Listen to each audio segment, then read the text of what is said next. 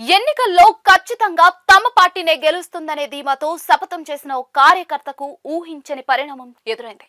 స్థానిక సంస్థల ఎన్నికల్లో అతని పార్టీ ఓడిపోయింది. దీంతో చేసేదేమీ లేక అతని ఇచ్చిన మాట ప్రకారం మీసాలు తీయించుకున్నాడు.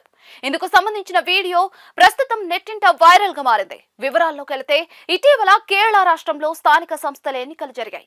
అయితే ఎల్డీఎఫ్ పార్టీ కార్యకర్త అయిన బాబు వర్గీస్ అనే వ్యక్తి ఈ ఎన్నికల్లో తమ పార్టీనే గెలుస్తుందని ధీమా వ్యక్తం చేశాడు. ఒకవేళ తమ పార్టీ గెలవకపోతే తన మీసాలు తీయించుకుంటానని ఛాలెంజ్ చేశాడు.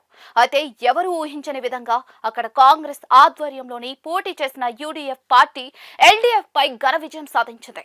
శనివారం వెలువడిన ఫలితాలు పతనంతిట్ట మున్సిపాలిటీలోనే కాకుండా జిల్లా అంతటా ఎల్డీఎఫ్ కు పెద్ద షాక్ ఇచ్చాయి.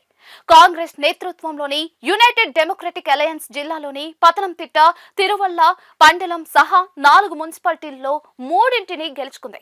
ఇక ప్రచారం సమయంలో తమ పార్టీ ఎన్నికల్లో ఓడిపోతే స్నేహితులతో కలిసి మీసాలు కత్తిరించుకుంటానని పందెం వేసిన వర్గీస్ ఇచ్చిన మాట ప్రకారం సెలూన్ కి వెళ్లి మీసాలు తీయించుకున్నాడు.